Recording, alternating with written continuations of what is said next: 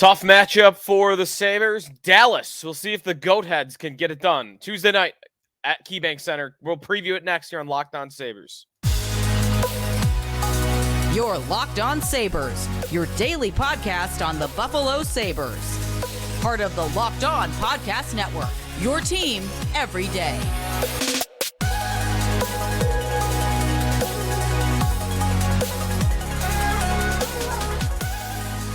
And thanks for making Locked On Sabres your first listen every day. We are free and available wherever you get your podcast. Part of the Locked On Podcast Network, your team every day. Today's episode is brought to you by Sleeper. Download the Sleeper app. Use the promo code LOCKEDONNHL to get up to a $100 match on your first deposit. Terms and conditions apply. See Sleeper's terms of use for details. Sneaky Joe DiBiase. You can follow me on Twitter at Sneaky Joe Sports on Twitter. And we've got a game to preview between the Sabres and the Dallas Stars. A tough one. Big underdog. The Sabres are at home against a very good team. We'll let you know what's going on with Dallas. They're an older team, but they're right in their winning window. And it's going pretty well, I would say, for them this season, led by someone that we discussed on Friday when we were talking Olympics, Jason Robertson, elite player, American player, top of their lineup. We'll talk about his season and what the team is really overall, as the Sabres have a tough one in front of them tonight, as they are 10 points back of a playoff spot. I did have one texter point out to me, and by the way, you could become a sortie on our Locked On Sabres text line. Go to joinsubtext.com/Locked On Sabres. The Sabres were at 1 point last February, 8 points out of a playoff spot, which they could be with a win on Tuesday, and they only missed the playoffs last year by 1 point. So you can get hot. It's still kind of true. I mean, I've kind of stopped saying it because I'm sick and tired of believing that it can happen, but it's still true. The Sabres went on a win streak right now. 5-6 games. They're back in the race.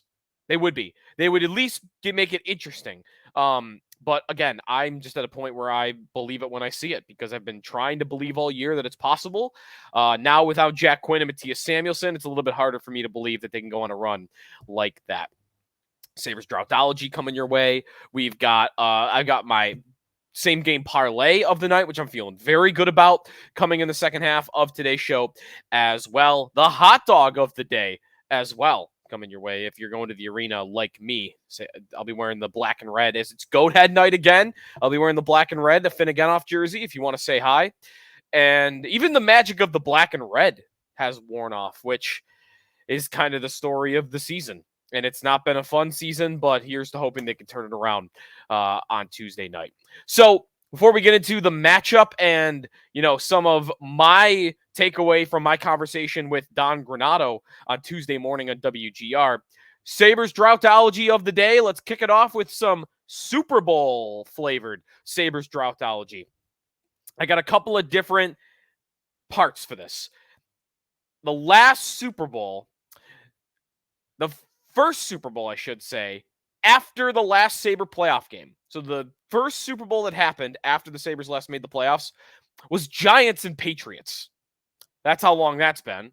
Tom Brady, the last time the Sabres were in the playoffs, was only sitting on 3 Super Bowls and 4 Super Bowl appearances. He would go back to the big game 6 times and win 4 more over the course of his career since the last Sabre playoff game.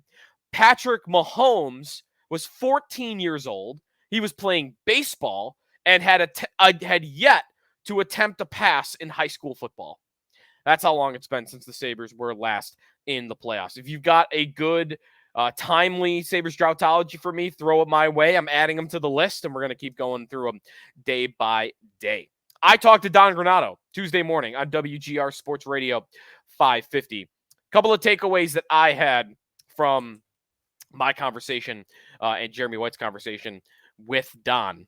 I want to start with Mattias Samuelsson being out for the season. We asked him about Samuelsson. I asked him about Samuelsson's injury, his season, I should say, before he got injured. And I do think Granato sounded to me like someone who wanted more from Samuelsson and his play this year, that there had been some missteps. There hadn't been progression, but that he also, has more to give, more potential. Sounded to me like he wanted more from Mattias Samuelsson this season, if I'm trying to read between the lines on what he said. I also got an interesting comment from Granado on Tage Thompson. Tage Thompson, who has 14 goals on the season. I asked Don, what do you want to see from Tage over the second half of the year? And what Don pointed to had me thinking about some other things that we've discussed here on the show. He said that Tage's been kind of frustrated putting too much pressure on himself and that he needs to get back to a happy place. Okay, so let's look at our RIP Carl Weathers, right? Chubbs from Happy Gilmore said, find your happy place. And maybe that's what Tage Thompson needs to do right now, because Thompson isn't scoring goals. Granato pointed to, his happiness and the fact that he knows what the team looks like in the standings. He knows the season's not going well. He knows he's paid to score goals and it's not happening. And maybe he's gripping the stick a little bit too tight, or maybe he's just got to escape that. He is someone that is getting really picked apart in the power play. The opponent is taking him away, and I don't think his team and his line mates have done a good job of getting him open. And that's a big part of this. I don't think it's all on Tage. I will say, though, 5-on-5, I know the numbers show that Tage isn't actually taking the step back really all that much at 5-on-5. It just looks to me like he has. He's not skating with speed nearly as often as he was last year. And I mentioned the power play. He had 20 power play goals last year. This year, he's got 3. I think a lot of that is the style and is the coaching element of it. But I just hope Tage doesn't get into a place that Ryan O'Reilly got to. I'll say it. O'Reilly, who was still productive, by the way, was like putting up 60-plus points a year, said that the game and the vibe kind of sucked the life out of him. And just to paraphrase, and I heard Granado talk about his happiness, I just want to make sure, and I want to really hope that that's not happening to Tage, because there was another NHLPA survey that the Athletic broke down recently, or actually maybe the Athletic's the one who ran it. And the Sabres were one of the buildings that players least like going to play. And it wasn't even because of the city or anything. It was because it just feels gloomy in there. And we talked about that. Robin Leonard said as much. O'Reilly kind of said as much. And now I've got the coach talking about the best offensive player on the team and his happiness. And I've got other players telling you that this arena and that this atmosphere that is around the Buffalo Sabres is gloomy. They brought that upon themselves, right? Like, this is what a 13-year playoff drought will do to you. But I hope that's not bleeding into the players at all, because I think it can easily happen when things don't start going your way. Other things Granado got to, the line he wants to keep together the most right now is Jordan Greenway with Casey Middlestat and Alex Tuck. We'll get into what that means in terms of the rest of the lineup, including a guy that's on line 1, or the hypothetical line 1, that I don't think a lot of people will be happy with.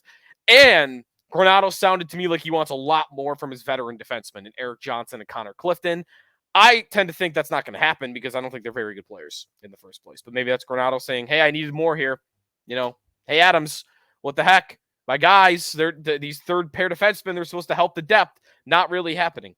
Sabres and Stars, Tuesday night. We'll get into the lineups. We'll get into the matchup and also what Dallas has looked like this year, plus my same-game parlay, all ahead here on the Locked On Sabres podcast. We are presented on the show by FanDuel Sportsbook. Happy Super Bowl to all who celebrate from FanDuel, America's #1 sportsbook. If you're like me, Super Bowl Sunday, all about scoring the best seat on the couch, grabbing your favorite football snacks, placing some super bets. FanDuel has so many ways for you to end the season with a W or a couple. Not only can you bet on who will win Super Bowl 58, but FanDuel also has bets for which players will score a touchdown, how many points will be scored total, and so much more. New customers, join today. You'll get up to $200 in bonus bets if your first bet of $5 or more wins. Just visit FanDuel.com/lockedon to sign up. It's FanDuel.com/lockedon. Make every moment more with FanDuel, an official sportsbook partner of the National Football League. Back here on the Locked On Sabres podcast, thanks for making us your first listen every day. So I mentioned Greenway, Middlestat, Tuck going to stay together as a regular line as the Sabres come out of their All-Star break. What does that mean for the rest of the lineup? Jack Quinn exits the top 6. and also Mattias Samuelsson exits the blue line. Tage Thompson, Jeff Skinner, they're going to remain together with Tuck down with Middlestat. That's going to put Kyle Okposo on the wing with Tage Thompson and Jeff Skinner. Not loving that. They're just kind of out of ideas, right? Victor Olofsson has not earned that. I think Peyton Krebs deserves that shot over Kyle Okposo, but I guess Okposo is going to be the one. And, Okposo has at least scored a few goals this year. He was at one point in time on about a 20-goal pace. I think on last check, it's more like 16 or 17. So he's putting the puck in the net a little bit, but there's nothing much happening there. There isn't a lot of generating play. There's not a lot of him carrying the puck. Skinner is not a play driver also. Skinner's a finisher. And with Okposo not having near the speed and the puck carrying ability that Alex Tuck does, I feel like Tage Thompson's kind of on his own on that line. I feel like that's one of those lines where if Tage isn't creating and generating himself, nothing's really happening there.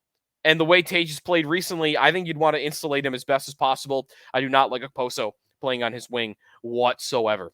Now, that means Dylan Cousins is going to play with J.J. Peterka and Zach Benson. Benson will take Jack Quinn's spot. I think Benson has played fine. I think defensively he's been good. I think his game away from the puck has been consistent all year long.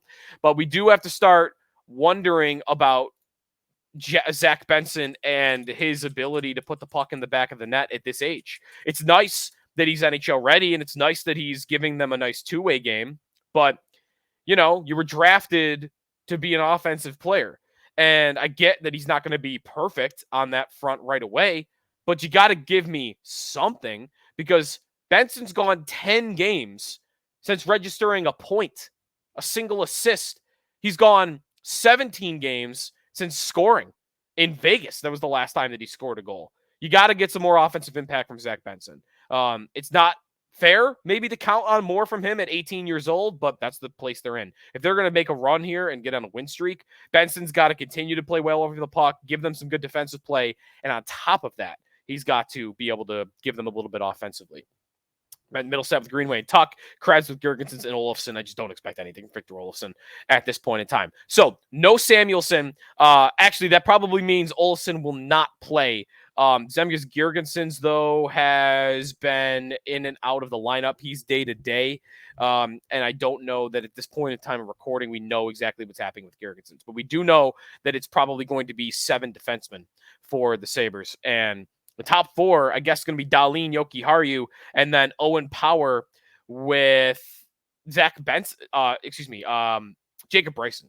So I don't know why Bryson's in the top 4 and Clifton, Johnson, and Johnson are the guys that aren't in there. I think Ryan Johnson needs to be in the top 4, but another problem that I would have with the lineup. And we don't know the goalie officially, but my expectation is that it would be Ukko-Pekka Luukkonen. Yeah, and actually that is confirmed. Excuse me. It is confirmed. Luukkonen will be between the pipes for the Sabres. The Stars will have Jake Oettinger in net. And he's very good.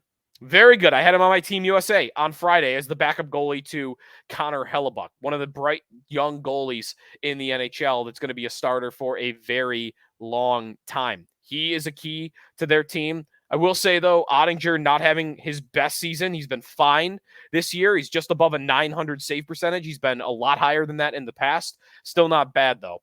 And Jason Robertson continues to be their best player. 50 points in 49 games, over a point a game. The goal scoring has come down a little bit this year, only scoring 17 goals. Kind of like Tage Thompson's season with the goal scoring, despite after scoring 46 last year, Robertson did. But Robertson gives you more as a playmaker. Robinson gives you more of an all-around game than Tage does. But his shooting percentage has been 15% for his career. It's down below 12% this year. But still a very, very strong player in the NHL. He is on that top line. We'll go through what the whole lineup looks like for Dallas. We'll go through the odds and my same-game parlay of the night, my sneaky same-game parlay coming back here on the Locked On Sabres podcast. We are brought to you by Sleeper. It is past the halfway point of the year. We're back in a very familiar place, about 10 points out of the postseason. Not fun, but you know what is fun? winning big, playing daily fantasy hockey on Sleeper, the official daily fantasy app of the Locked On NHL Network. Sleeper, our number one choice for daily fantasy sports and especially daily fantasy hockey, because with Sleeper, you can win 100 times your cash in daily fantasy hockey contests. Check out which players will record over their total in goals, assists, saves, plus, minus, or more in a given game. Which players will record more or less. If you get 8 player stats right, then you're going to win 100 times your bet on Sleeper. 100 times your money playing daily fantasy hockey with Sleeper. So start paying attention, nail your picks so you can start winning big. When you do, use the promo code LOCKEDONNHL. You'll get up to a $100 match on your first deposit. Terms and conditions apply. That's code LOCKEDONNHL. See Sleeper's terms of use for details and locational availability. Final segment here in the Locked On Sabres podcast. Be sure to check out our sister show, Locked On Sports Today, the first ever 24/7 streaming channel on YouTube. Here for your 24/7, covering the top stories of sports of the day with the local experts of Locked On, plus our national shows covering every league. Go to Locked On Sports Today on YouTube. Subscribe to the first ever national sports 24/7 streaming channel. Dallas in town on Tuesday. Their favorite, and in a big reason why, they're a veteran team that has a lot of good players, even though a lot of them are into their 30s. Gone are the days where they are so reliant on the older guys like Tyler Seguin and Jamie Benn, who, by the way, are still not that old. I mean, Benn is at 34. Seguin's still only 32. But Seguin really hasn't been that top number one centerman for a couple of years. In fact, he has not had more than 50 points in 5 years. He had 80 points in 18-19. Since then, 50 points, 49 points, 50 points, and this year, 39 in 49 games. So Seguin's still a solid player, but not nearly what he used to be. Jamie Benn, same thing. Little bit of a contributor, but not the Hart Trophy guy that we once came to know.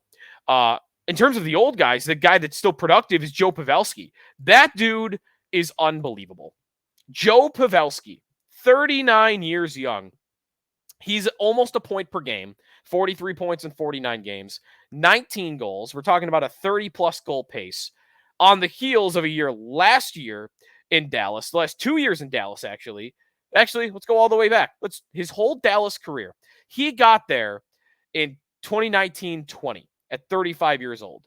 In the last 4 seasons, 51 points in 56 games, 81 points in 82 games, 77 points in 82 games. And this year, 43 and 49. Pavelski's unbelievable. He has aged like fine wine in Dallas after a long career in San Jose. Listen, if there's one thing Dallas is good at, it's they're going to get those guys that are past their prime that are still a little bit productive. That was a little bit with Ryan Suter, of course, as well, who is still on that team, logging 20 minutes a night. Same thing, not near the player he used to be. He's 39 years old as well. They're kind of a retirement, community in Dallas, but hey, it works. They're always one of the oldest teams in the league, but they find their way. Matt Duchene, 33 years old. He's got a point a game this year. The young guys I mentioned are Robertson, Rupe Hintz at 27, Wyatt Johnson, also a good young player at 20 years old for them, and of course Miro Heiskanen, their best defenseman. The line combinations, the top 6, Hintz is centering Wyatt Johnson and Jason Robertson. That's the young line. That's the juice that they have on their lineup, and they put it right at the top. Seguin with Duchene and Mason Marchment, kind of the more of the veteran line. Ben, Sam Steele, and Pavelski on line 3. The blue line, some names that you might not be used to seeing. The 3 Finnish defensemen rounding out the top 4. Miro Heiskanen, Esa Lindell, and Jani Hakanpää all on the top 4. Thomas Harley also mixing in there as well. And then Oettinger, of course, in goal. All what that means and what that adds up to at the end of the day is a Dallas team that is a favorite over the Buffalo Sabres in a big way. Minus 162 on the road. Dallas against the Sabres. My same game parlay of the day. All right, let's get to it. 3-leg parlay that I'm feeling very confident about for a 7 o'clock puck drop at KeyBank Center. I'm going to start with the puck line. Minus a goal and a half. Dallas minus a goal and a half at plus 142. Dallas to win the game by 2 or more. Here's a stat for you. Tuesday home games. Now, the reason I'm picking out Tuesdays, I always go to Tuesday games. I get free tickets at work. I'm lucky enough to have that benefit. And a lot of times the tickets that are available, because it's just, you lose usually a lighter crowd, are the Tuesday games. So I always go to Tuesday nights. The Sabres have not covered 9 straight home Tuesday games on the puck line. Let me rephrase that. So what that means is 9 straight Tuesday home games the Sabres have lost by 2 games or more. Except for maybe they've been favored by 1 or 2 of those. That's really bad. They're not good at home this year. This is a great Dallas team. They've got their starting goalie between the pipes. I've got Dallas to win this game by 2 or more. Second leg for me is going to be the Dallas Stars to score the first goal. Sabres always give up the first goal. This kind of goes in concert with the Stars winning by 2 or more. They'd be pretty likely to score first if they do that. And the Sabres always give it up. So I'm going to go with Dallas to score the first goal. And finally, get 1 leg in on the Sabres, I'm going to go Kyle Okposo anytime goal scorer. He's plus 450, which is longer odds than Rasmus Dahlin, Zach Benson. It's about the same as Victor Olofsson, well behind Casey Middlestat, JJ Peterka. I mean, he's playing with Tage and Skinner. I don't necessarily think the line's going to work, but Okposo does have a couple goals this year, 9 and to be exact. He still has that finishing ability, and he's playing with Tage. All right, I'll give him, at those odds, I'll go Okposo to score a goal in this game. All that adds up to plus 2795, 10 to win 279, or 100 to win 2,790 if you're interested.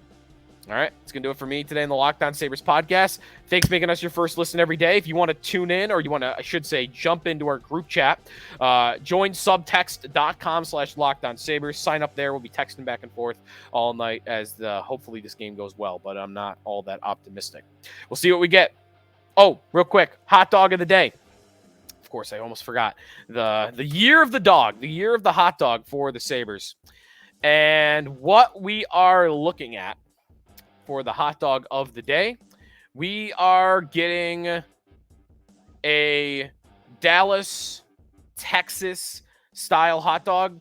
And what that is going to mean is queso fundido, chorizo, pico de gallo, and cilantro. They called it the JR. Is that JR Jim Ross? JR Smith? I don't know who they were referencing with JR. Jeremy Roenick? But he was never in Dallas, was he? Whatever. I don't have time to think about it. Hot dog. All right. See, let me know what you think out of 10. Score out of 10 and let me know what you think. That's going to do it for us today in the Locked On Sabres podcast. Check out Locked On Sports Today, 24/7 streaming channel on YouTube, the first of its kind. They'll be talking plenty about the big game all week long. We'll talk to you tomorrow, hopefully after a Sabres win, here in the Locked On Sabres podcast, part of the Locked On Podcast Network, your team every day.